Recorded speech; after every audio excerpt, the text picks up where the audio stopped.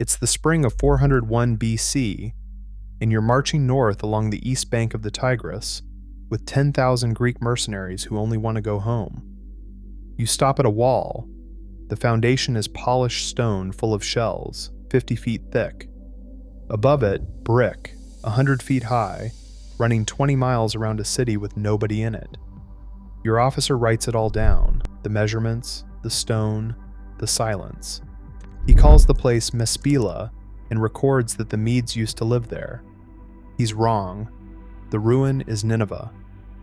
It was the largest city on earth, the capital of the First Empire, to hold the whole Near East from the Nile to the Zagros, and it had fallen 211 years before he stood in it. The officer is Xenophon, one of the most careful observers antiquity produced, and he walks past the greatest capital in Mesopotamian history without knowing its name. That stopped me cold, not because a Greek soldier had a gap in his education, but because it's the first recorded instance of a pattern that runs for the next 24 centuries. The buildings outliving the memory of who built them, the people outliving both. They're called Assyrians, roughly 3 to 5 million worldwide. In the United States, the census counts about 94,000 under the ancestry code Assyrian Chaldean Syriac. Community organizations say 600,000. Both figures are defensible. The gap between them is the whole story. Here's the version most people know. Assyria ended in 612 BC.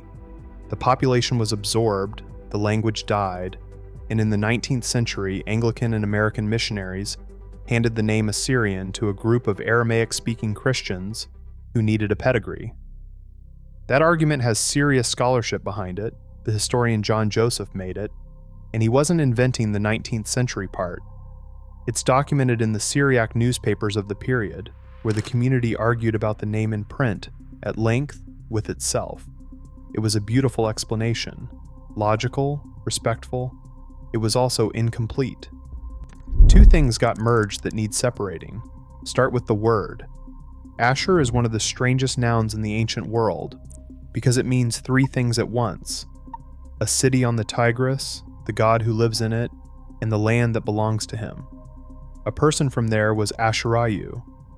Drop the opening vowel, which is exactly what neighboring languages did, and you get Syria, which is what these people still call themselves at home, today, in Chicago and Sydney and Nohadra. That wasn't provable until 1997, when a farmer near Adana turned up a statue base with the same text carved twice, once in Luwian and once in Phoenician. It's called the Çineköy inscription, where the Phoenician says Ashur, the Luwian says Sura. The Austrian historian Robert Rollinger published on it in 2006 and concluded the question was settled. Syria is a worn-down Assyria, and the modern name is the ancient one with a syllable knocked off. Now the empire itself, because the world that made this word deserves to be seen properly. In 879 BC, a king named Ashurnasirpal II moved his capital to Kalhu and threw a banquet for 69,000 people. His successors built at a scale nobody had attempted. Sargon II raised an entire city from bare ground and named it after himself, Dur-Sharrukin. His son Sennacherib moved the capital again, to Nineveh, and ringed it with a wall 7 miles long and 18 monumental gates. They kept records the way accountants keep records. Every year was named for an official, and the lists survive, which is why Assyrian chronology is anchored to the actual year rather than approximated. And what those records mostly document is the machinery of moving people. Deportation wasn't a punishment in this system. It was a standing administrative technique. Populations lifted from conquered provinces and resettled at the other end of the empire by the tens of thousands as policy. So the deported spoke Aramaic, and Aramaic spread until it swallowed the empire's own tongue. By the 5th century BC, Assyrian Akkadian was gone as a spoken language, replaced by the language of the people Assyria had transported. The empire assimilated itself. Then it went. Assur sacked in 614, Nineveh in 612. The the last stand at Haran in 609. Every history book stops there, and this is where the accepted version does its damage, because the sources don't stop there at all. The Persians took the territory and kept the name, Athura, listed as a province on the royal tombs at Nakshi Rustam. The city of Assur was reoccupied. Under Parthian rule in the 1st century AD, it had a semi-autonomous governor, a new palace, and a reopened temple of the god Ashur, 800 years after the empire that worshipped him collapsed. The Sasanians finally sacked it around 240 AD. The state died. The province kept the name. So did the people living in it. I want to lay out 5 objects, because the argument is easier to hold in your hands than in the abstract. The first is a mud brick in the National Museum of Denmark. Sun-dried, straw, and animal dung still visible in the clay, stamped with a line of cuneiform. Palace of Ashur-nasir-pal, king of Assyria. It was made around 879 BC by somebody whose name nobody recorded. Hold that thought. The second is Xenophon's notebook, the wall, the shells in the stone, the wrong name. 200 years of forgetting, written down by a man who thought he was being thorough. The third is that Parthian temple at Assur, not a ruin being admired, a working building with a functioning priesthood in the 3rd century after Christ. The fourth is a monastery. Mor Gabriel was founded in AD 397 in the limestone hills of Turabdin, and it has never once closed. In 2008, the Turkish Forestry Ministry, the local cadastre office, and 3 neighboring villages sued it, arguing the monastery was occupying land that wasn't its own. The case ran for 15 years. In 2013, the Turkish government returned 12 parcels, 244,000 square meters, and in October 2023, the European Court of Human Rights ruled that Turkey had violated the Foundation's property rights over a Syriac cemetery 30 kilometers away. 16 centuries of continuous occupancy, and the thing that had to be proved in court was that anyone had been there at all. The fifth object I'll come back to, because the 20th century is where this stops being about buildings. In October 1914, the Ottoman Interior Minister ordered the Christian populations along the Persian frontier deported inland, dispersed a few families to a village so their language would disappear. By September 1915, the mountain districts of Hakkari had been emptied. Survivors called it Seyfo. It means the sword. Estimates run from 250 to 275,000 dead, and the range is genuinely disputed. There was no census to measure against. On the 3rd of March, 1918, the Patriarch, Mar Shamoun XIX, rode to a negotiation at Salmus in Persia under a flag of truce and was shot, along with roughly 150 of his bodyguard, by a Kurdish chieftain named Simko Shakak. 15 years later, the survivors were in Iraq, a state 14 months old. In August 1933, the army marched north under Bakr Sidki. Between the 7th and the 11th, somewhere between 63 and 120 villages were emptied around Samele. British officials put the dead at 3 to 600. Assyrian sources say 3 to 6,000. 20,000 people became refugees. Sidki returned to Baghdad to a parade. The lawyer Raphael Lemkin, who a decade later coined the word genocide, kept the Simele reports in his files, though scholars still argue over how much weight they carried against the Armenian case. But the instrument I keep returning to isn't an army at all. On the 22nd of April, 1972, the Iraqi government passed Law 251. It granted cultural and linguistic rights, schools, publications, and radio broadcasts to a category it defined as speakers of the Syriac language. Read that again. Not to Assyrians, to speakers. As the historian Alda Benjamin has traced, the state handed over the language and withheld the name, because under Ba'athist doctrine everyone in Iraq was an Arab, except Kurds and Turkmens. Then, on the 17th of October 1987, imagine standing in a registration office in northern Iraq with a national census form in front of you. It's a single line. Nationality. There are 2 boxes, and the boxes say Arab and Kurd. There is no third box. The enumerator has been instructed that anyone who declines to write Arab is recorded as Kurd. Your language is legal. Your church is open. Your name does not exist on the form, and the pen is in your hand. They were given a language and refused a name. If you've been following these kinds of stories, if you care about identity and about what manages to survive the systems built to erase it, subscribing keeps that conversation going. These stories need telling more often and more carefully than they usually get told. And then the DNA arrived, late, the way it always does. In 2017, a team led by Serkan Dogan published the first Y chromosome data ever collected from Iraqi Syriacs, 86 men, sampled alongside Arabs, Kurds, Turkmens, and Yazidis from the same corner of the same country. What came back was strange. Among those 86 men, there were only 48 distinct paternal lineages. The discrimination capacity, which is the plain measure of how well the test can tell 2 random men apart, was 56%. Every other group in the study scored dramatically higher. In plain language, this is an extremely narrow gene pool sitting inside an extremely mixed landscape.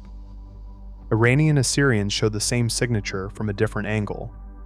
A 2011 study in the Annals of Human Biology found a paternal profile so unlike its neighbors that the authors offered 3 explanations and put the honest one last: genetic drift, from small population size and endogamy produced by religious barriers. Marriage inside the church for a very long time. And in 2024, a whole genome study out of Trinity College Dublin used Assyrians as a reference population and found Armenian groups across the highlands clustering close to them, while dismantling a long-standing claim that one Armenian community descended from Assyrians. That community's distinctiveness turned out to be a recent bottleneck, not ancient admixture. Here's what pulled me into this and hasn't let go. I want to be careful, because DNA does not tell you who you are. There is no published human genome from Neo-Assyrian Nineveh. The only ancient DNA ever recovered from Ashur-Nasirpal's palace came out of that Danish mud brick in 2023, 34 species of plant sealed in the clay, cabbage, laurel, heather. We can reconstruct the king's garden. We cannot reconstruct the gardener, so the genetics doesn't confirm an empire. It confirms something smaller and harder. Here's the reversal. That narrowness isn't heritage, it's damage. The very thing that makes Assyrians genetically identifiable, the closed pool, the low diversity, is the fossil record of 1,000 years spent as a minority who could only marry each other. The evidence of survival and the evidence of the wound are the same data, and the objects say it too. In 2016, militants bulldozed the Mashki Gate at Nineveh. During the reconstruction in October 2022, an Iraqi team working with the archaeologist Michael Dante found 7 carved alabaster panels from Sennacherib's palace, the first Assyrian reliefs to come out of that ground in at least 75 years. They'd survived because Sennacherib's own grandson had reused them as building stone, laid them on their sides, and chiseled flat every inch that showed above the floor. Erasure is what preserved them. Now the limits, honestly. Continuity of population and of language is broadly accepted. Unbroken descent from the imperial court is not, and nobody should claim it. There's a hole of roughly 1,200 years between the last Aramaic inscriptions at Assur and the medieval Syriac chronicles, and what the self-designation was doing in that gap is genuinely unresolved. The modern national identity was consolidated in the last 2 centuries. That part of the accepted story holds. And the community doesn't agree with itself. Assyrian, Chaldean, Syriac, Aramean are live arguments in Stockholm and Michigan, and it isn't my place to settle them. There's no clean villain here either. Kurdish tribes were instruments in 1915, 1918, and 1933, and Kurdish villages were bulldozed alongside Assyrian ones during Anfal in 1988, and the Kurdistan regional government now funds Syriac language schooling for more than 15,000 children. Britain recruited these men as levies, encouraged their expectations, ended its mandate in 1932, photographed Simile from the air, and did nothing. And the people deported by the Ottomans descend from the state that invented mass deportation. What exists right now is this. The village of Kafro was emptied by army order in 1995. In September 2006, 17 families came back from Augsburg, Göppingen, Zurich, and a Swiss village called Trullikon, rebuilt their houses, and consecrated a chapel 2 years later. The man who organized it, Aziz Demir, had spent a decade in Switzerland. In November 2025, the neighboring village of Arbo got its Syriac name back on the road sign, after decades of being called Taskoy. On the 1st of September 2025, in Mosul, the Iraqi Prime Minister reopened 3 restored buildings in a single ceremony: the Al-Nouri Mosque and the churches of Al-Sa and Al-Tahira. Emirati and European money, $115 million, Muslim and Christian Masons on the same scaffolding. And in September 2021, the Assyrian Church of the East elected its 122nd patriarch. Mar Awa III was born in Chicago in 1975, the son of refugees. He now lives in Erbil. The first Western-born patriarch in the church's history moved back. Consider where we started: a wall with no name on it, a brick with a king's name and no makers, a temple reopened 8 centuries too late, a monastery proving in court that it was there, a form with 2 boxes, a relief chiseled blind and buried face down, 86 men and 48 lineages. On the 24th of October 2023, at Khorsabad, a French-led team under Pascal Butterlin lifted 18 tons of alabaster out of the dirt. It's a lamassu, a guardian, human-faced, bull-bodied, winged. Both wings are complete. You can count the feathers. Sargon II commissioned it to stand at his city gate and keep the place safe. It has no head. The head is 400 kilometers south in a case in Baghdad. Customs officers took it off smugglers in the 1990s, cut into pieces for shipping. The body is still in the field where it was set down 2,700 years ago. Both halves exist. Both are accounted for. Nobody has yet put them back together. If any of this landed close to home, drop your surname in the comments below and tell me which part matched. The village that changed names, the box that wasn't on the form, the grandparent who stopped speaking the language. I read them, and I'd like to know which one was yours.